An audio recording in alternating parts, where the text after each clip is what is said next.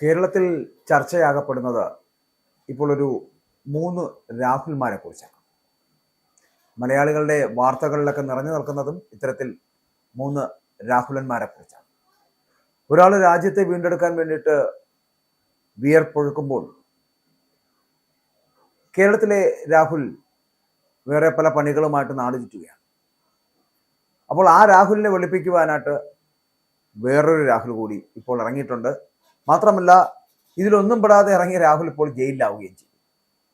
എന്തായാലും വീട്ടിൽ കയറ്റാൻ കൊള്ളാത്ത നേതാക്കളെ പാർട്ടികൾ ചുമക്കരുത് എന്ന് പറയേണ്ടിയിരിക്കുന്നു.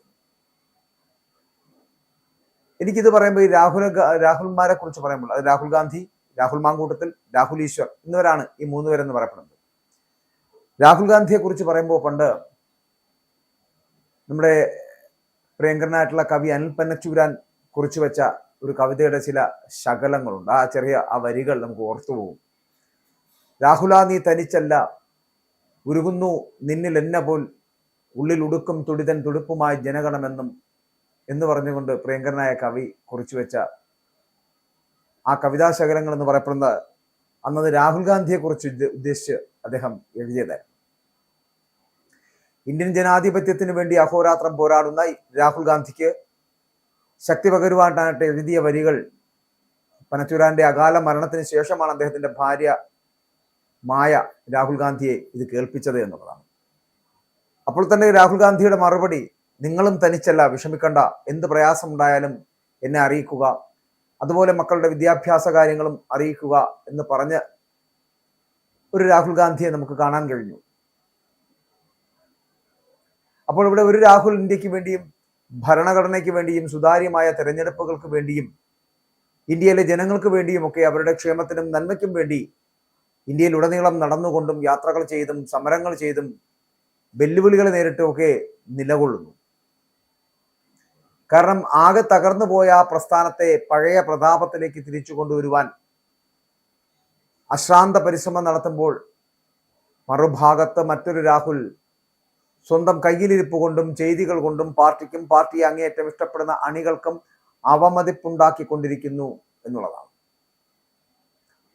ജീവിതത്തിൽ വളരെ ചെറുപ്പത്തിൽ തന്നെ നേതാവാകാനും പാർട്ടിയുടെ വക്താവാകാനും ടെലിവിഷനിൽ കയറിയിരുന്നു കൊണ്ട് പാർട്ടിക്കെതിരെ വരുന്ന ഏതൊരുത്തനെയും അക്ഷരങ്ങളും വാളുകൾ കൊണ്ട് വീഴ്ത്തുകയും ചെയ്യുന്നത് കണ്ടപ്പോൾ തന്നെ ശത്രുക്കൾ നോട്ടമിടും എന്ന് മനസ്സിലാക്കുവാനുള്ള പ്രായോഗിക ബുദ്ധി ഇല്ലാതെ പോയതിൽ അണികൾക്കും നേതാക്കൾക്കും ഏറെ വിഷമമുണ്ട്.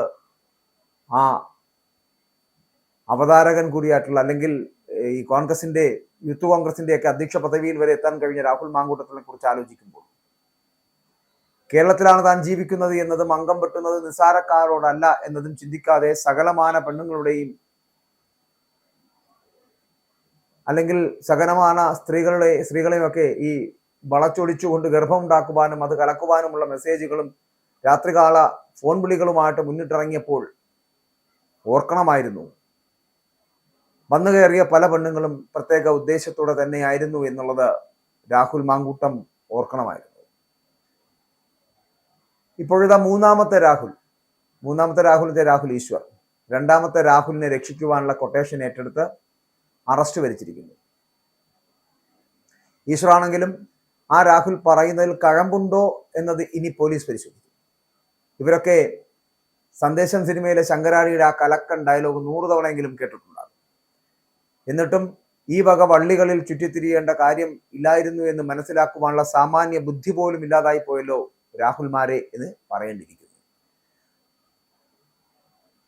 അല്ല, അത്രയും കഴപ്പ് കൂടുകയാണെങ്കിൽ സിലോണിലോ ഫുക്കറ്റിലോ ഒക്കെ പോയി അത് തീർക്കേണ്ടതിരുന്നു.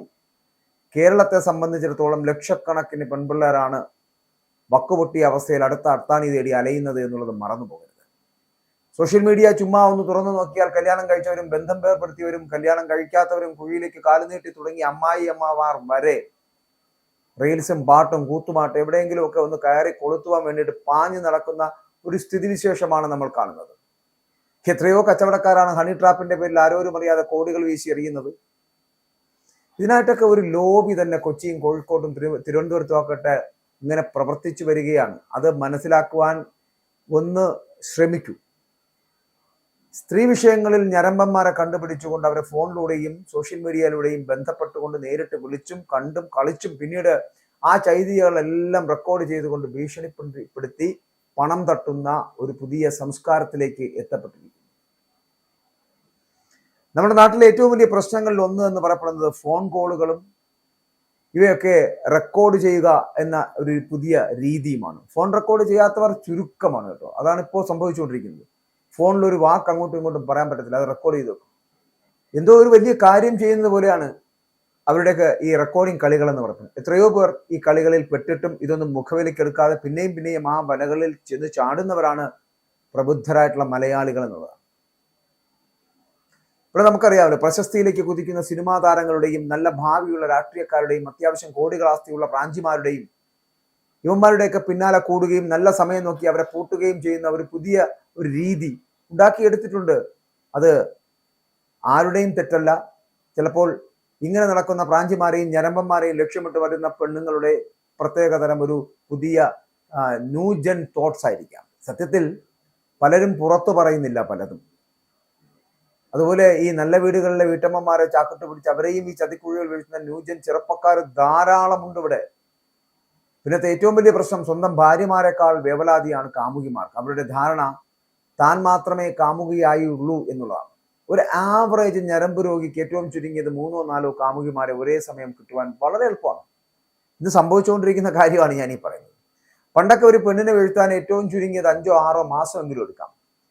ഇന്നിപ്പോൾ സാങ്കേതിക വിദ്യകളും സോഷ്യൽ മീഡിയയും വളരെ അരികിലെത്തിയിരിക്കുന്നു. 3 or 4 മണിക്കൂർ ഒറ്റപ്പിടുത്തം പിടിച്ചാൽ ചില പെണ്ണുങ്ങൾ വീണുപോകും. പണക്കാരനാണെങ്കിൽ പറയുകയും വേണ്ട. എല്ലാവരും സൗകര്യങ്ങൾക്കും ആഡംബരങ്ങൾക്കും ഒക്കെ പുറകിലായതിനാൽ കാര്യങ്ങൾ സുതാര്യമാണ്. ഇത് നമ്മൾ പറയുന്നത് എല്ലാ സ്ത്രീകളെ കുറിച്ചോ വളരെ കൃത്യമായി ജീവിക്കുന്ന സ്ത്രീകളെ കുറിച്ചോ ഒന്നുമില്ല.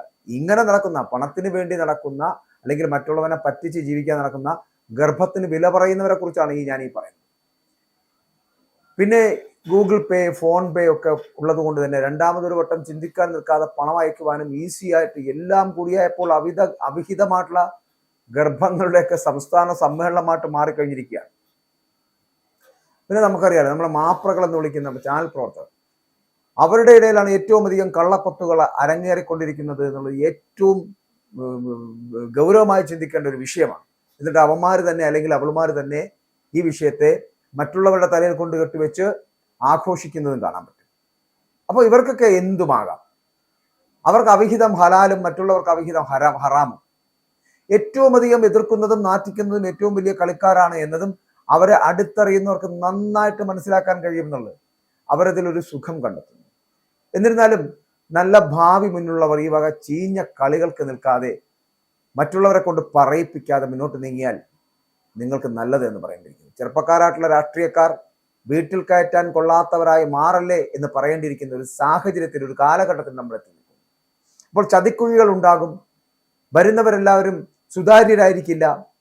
കാണുമ്പോൾ നിങ്ങളോട് സംസാരിക്കുകയും കാണാത്തപ്പോൾ നിങ്ങളെക്കുറിച്ച് കുറ്റം പറയുകയും നിങ്ങളെ ആദ്യം ചിലപ്പോൾ വിളിക്കുകയും നിങ്ങളുടെ ഫോൺ നമ്പർ തപ്പിയെടുത്ത് നിങ്ങളുടെ അരികിലേക്ക് എത്തുകയും നിങ്ങളുടെ രാഷ്ട്രീയമോ സാംസ്കാരികമോ അല്ലെങ്കിൽ സാമ്പത്തികവുമായിട്ടുള്ള നിങ്ങളുടെ മേന്മകൾ, നിങ്ങളുടെ ഉയർച്ചകൾ ഇത് കണ്ടുകൊണ്ട് തന്നെ എത്തുന്നവരായിരിക്കും ഇവരെന്നുള്ള കാര്യത്തിൽ സംശയമില്ല. അങ്ങനെയുള്ള സ്ത്രീകൾ അല്ലെങ്കിൽ അങ്ങനെ ടാർഗറ്റ് ചെയ്യപ്പെടുന്ന ഈ തരത്തിലുള്ള സ്ത്രീകളെ നിങ്ങൾ മനസ്സിലാക്കാൻ ശ്രമിക്കുക. ഇല്ലെങ്കിൽ ഇപ്പോൾ നമ്മുടെ രാഹുൽ മാങ്കൂട്ടവും രാഹുൽ ഈശ്വരും ഒക്കെ അനുഭവിക്കുന്ന സ്ഥലത്തിലേക്ക് നിങ്ങൾ പോകും. ഒരു കാര്യവുമില്ലാതെയാണ് രാഹുൽ ഈശ്വർ ജയിലിൽ പോയത്. രാഹുൽ മാങ്കൂട്ടത്തിനെ പോലെ ഒരാളെ പിന്തുണച്ചത് കൊണ്ട് മാത്രം, അത്തരത്തിൽ അദ്ദേഹം ചിലത് വെട്ടിത്തുറന്ന് വിളിച്ച് പറഞ്ഞത് കൊണ്ട് മാത്രം ആ പാവത്തിനെ ജയിലിൽ കൊണ്ടുപോയി. രാഹുൽ മാങ്കൂട്ടത്തിൽ ഈ 7ാമത്തെ 8ാമത്തെ ദിവസവും ഒളിവിൽ കഴിയുന്നു. ഗതികേടും വൃത്തികേടുമാണ് രാഹുൽ മാങ്കൂട്ടം. കഴിഞ്ഞ ദിവസം വരെ വലിയ പ്രതീക്ഷയുണ്ടായിരുന്നു. രാഹുൽ മാങ്കൂട്ടം ചിലപ്പോൾ തെറ്റുപറ്റാത്ത മനുഷ്യരില്ല, അതിൽ നിന്ന് തിരിച്ച് കയറി വരും എന്നുള്ളൊരു പ്രതീക്ഷയാണ്. പക്ഷെ കഴിഞ്ഞ ദിവസത്തെ മറ്റൊരു പെൺകുട്ടിയുടെ പരാതി കൂടി വന്നപ്പോൾ പിന്നെ എനിക്ക് ചോദിക്കാനുള്ളത്, ഇവരെല്ലാവരും ഇത്രയും നാൾ എവിടെയായിരുന്നു എന്നുള്ളതാണ്. കഴിഞ്ഞ ദിവസം ഒരു പരാതി കൂടി വന്നപ്പോൾ ആ പരാതിയിലും ഇതേ തരത്തിലുള്ള ബലാത്സംഗവും ഈ ലൈംഗിക ബന്ധത്തിൽ ഏർപ്പെടുന്നതുമായിട്ടുള്ള വിഷയങ്ങളുമാണ്. ഇവിടെ അത്തരത്തിൽ വീണ്ടും രാഹുൽ മാങ്കൂട്ടത്തിൽ ഈ വിഷയങ്ങൾ ഇടപെടുന്നു എന്ന് പറയപ്പെടുമ്പോൾ സ്വാഭാവികമായിട്ടും ഇന്നലെ വരെ നിങ്ങളെ സപ്പോർട്ട് ചെയ്യാൻ ശ്രമിച്ചിരുന്നവർ അല്ലെങ്കിൽ ഇന്നലെ വരെ നിങ്ങൾക്ക് പറ്റിയ ഒരു ചെറിയ കയ്യബദ്ധത്തെ ശരി അത് ഒരു മനുഷ്യനല്ലേ പുറത്തു കളയാമെന്ന് പ്രതീക്ഷിച്ചിരുന്നു. പക്ഷെ ഇനി അത് പുറക്കില്ല. രാഹുൽ മാങ്കൂട്ടത്തിൽ നിങ്ങൾ മനസ്സിലാക്കേണ്ടത് എല്ലാം പൊറുക്കാൻ പറ്റുന്ന തരത്തിലേക്ക് മലയാളി ആയിട്ടില്ല. ചില തെറ്റുകൾ പൊറുക്കും, പക്ഷേ അത് കഴിഞ്ഞും നിങ്ങളെ സ്നേഹിക്കാൻ ശ്രമിച്ച ഒരു വലിയ വിഭാഗമാണ് പാലക്കാട്ടെ കോൺഗ്രസ്സുകാർ. മാത്രമല്ല ചിലപ്പോൾ കേരളത്തിലെ തന്നെ ഒട്ടനവധി കോൺഗ്രസ്സുകാർക്ക് നിങ്ങളോട് താല്പര്യം ഉണ്ടായിരുന്നു. കാരണം നിങ്ങൾ ആ പാർട്ടിക്ക് വേണ്ടി ഏറെക്കുറെ എന്തൊക്കെയോ ചെയ്യുന്നു എന്നുള്ളൊരു തോന്നലുളവാക്കാൻ നിങ്ങൾക്ക് കഴിഞ്ഞിരുന്നു. രാഷ്ട്രീയ ചർച്ചകളിൽ ഒപ്പം തന്നെ ടെലിവിഷൻ ചർച്ചകളിലൊക്കെ നിങ്ങൾ പലപ്പോഴും ഇങ്ങനെ എതിരാളികളെ മലർത്തിയടിക്കുവാൻ പോകുന്ന ഒരു കരുത്തോടു കൂടി നിങ്ങൾ ചാതുരിയോടുകൂടി അത് ചെയ്തപ്പോൾ ചിലപ്പോൾ അന്ന് വരെ ഒരു കോൺഗ്രസ്സുകാരനും പറയാതിരുന്ന ഒരു രീതിയിലേക്ക് നിങ്ങൾ പറഞ്ഞു തുടങ്ങിയപ്പോൾ നിങ്ങളോടൊരു ആരാധന ഈ ഈ ബാക്കിയുള്ള ചാനലുകാർക്കും അല്ലെങ്കിൽ ബാക്കിയുള്ള പാർട്ടിക്കാർക്കും എതിരെ പറയുന്നത് കേട്ടിട്ടുള്ള ഒരു ആരാധന ഇവിടുത്തെ ജനങ്ങൾക്കുണ്ടായി കാണും. അതിൽ സ്ത്രീകളുണ്ടാകാം, പുരുഷന്മാരുണ്ടാകാം, കുട്ടികളുണ്ടാകാം. പക്ഷെ അവരെയൊക്കെയാണ് നിങ്ങളിപ്പോൾ ചതിച്ചിരിക്കുന്നത്, പറ്റിച്ചിരിക്കുന്നത്. ഇങ്ങനെയല്ല ഒരു മാതൃക രാഷ്ട്രീയക്കാരൻ ഉണ്ടാകേണ്ടത്. കുറച്ചുകൂടി നിങ്ങൾ വിജിലന്റ് ആകണമായിരുന്നു. ഇത്തരത്തിലുള്ള ഈ താങ്കളെ വഴിയിലിറക്കി വിടുന്ന അല്ലെങ്കിൽ താങ്കളെ ഇങ്ങനെ കുഴിയിലേക്ക് കൊണ്ടെത്തിക്കുമെന്ന് പറയപ്പെടുന്ന തരത്തിലുള്ള ഇത്തരം കാര്യങ്ങളെ നിങ്ങൾ സൂക്ഷിക്കണമായിരുന്നു. അല്ലെങ്കിൽ നിങ്ങൾക്ക് രാഷ്ട്രീയപരമായിട്ടുള്ള എന്ത് തീരുമാനവും കൈക്കൊള്ളാം ഒരു രാഷ്ട്രീയക്കാരന്. പക്ഷെ ഇവിടെ ഒരു മാതൃകയാകേണ്ടി വരുന്നത് എന്ന് പറയപ്പെടുന്നത്, ഇത്തരത്തിലുള്ള പ്രവർത്തികളിൽ നിന്ന് അകലം പാലിക്കേണ്ടി വരുന്നത്, അത് നിങ്ങളുടെ ഈ സമൂഹത്തിനുള്ള പ്രതിബദ്ധതയാണ്. പക്ഷെ നിങ്ങൾക്കല്ലാത്ത നിങ്ങൾക്ക് എന്തുവാ, രണ്ടുപേർ തമ്മിലുള്ള ഒരു വടംവലിയാണ്, അല്ലെങ്കിൽ രണ്ടുപേർ തമ്മിലുള്ള ഒരു യുദ്ധമാണ്. ഒരിക്കലും അതിനകത്തൊരു രാഷ്ട്രീയ പാർട്ടിയോ പാർട്ടിക്കാരെയോ കുറിച്ചു വെക്കേണ്ടോ കുത്തിനിരക്കേണ്ടോ ആവശ്യമില്ല. പക്ഷെ ഒരു കാര്യം ഉറപ്പല്ലേ, നിങ്ങളെപ്പോലുള്ള രാഷ്ട്രീയക്കാരെ വിശ്വസിക്കുന്ന ഒരു വലിയ സമൂഹമില്ലേ, അവരോട് നിങ്ങൾക്കൊരു ഉത്തരവാദിത്തമില്ലേ, ഒരു കമ്മിറ്റ്മെന്റ് ഇല്ലേ? അത് ചെയ്തു തീർക്കുവാനുള്ള ഒരു മനസ്സുണ്ടാകട്ടെ. അത്തരത്തിൽ കുറച്ചുകൂടി ഇന്റലിജന്റായി, കുറച്ചുകൂടി വിജിലന്റായി നിങ്ങൾ പ്രവർത്തിച്ചിരുന്നെങ്കിൽ രാഹുൽ മാങ്കൂട്ടത്തിൽ നിങ്ങൾക്ക് രാഷ്ട്രീയത്തിൽ ഒരുപാട് ഉയർച്ചകൾ ഉണ്ടായനെ. അല്ലെങ്കിൽ വരുന്ന തിരഞ്ഞെടുപ്പ് കാലഘട്ടങ്ങളിലും അല്ലെങ്കിൽ വരാൻ പോകുന്ന അങ്ങോട്ടുള്ള നിങ്ങളുടെ കാലങ്ങളിലുമൊക്കെ വലിയ അധികാര സ്ഥാനങ്ങളിലേക്ക് എത്താൻ കഴിയുമായിരുന്നു എന്നുള്ള കാര്യത്തിൽ സംശയമില്ല. പക്ഷേ ഇവിടെ നിങ്ങൾക്ക് ഫുൾ സ്റ്റോപ്പ് ചിലപ്പോൾ വീണേക്കാം. കാരണം രാഹുൽ മാങ്കൂട്ടത്തിൽ ഇവിടെ ചിലപ്പോൾ അവസാനിച്ചേക്കാം. ഇവിടെ നിന്ന് നിങ്ങൾക്ക് ഉയർത്തെഴുന്നേൽക്കാൻ നിൽക്കാൻ കഴിഞ്ഞാൽ, അല്ലെങ്കിൽ നിങ്ങൾക്ക് നിങ്ങൾ ചെയ്ത തെറ്റുകൾ അല്ല എന്ന് നിങ്ങൾക്ക് തെളിയിക്കാൻ കഴിഞ്ഞാൽ, അഗ്നിശുക്തി വരുത്തി നിങ്ങൾക്ക് വീണ്ടും പുറത്തു വരാൻ കഴിഞ്ഞാൽ, അത് നല്ല ഒരു നാളെയുടെ തുടക്കമാകും.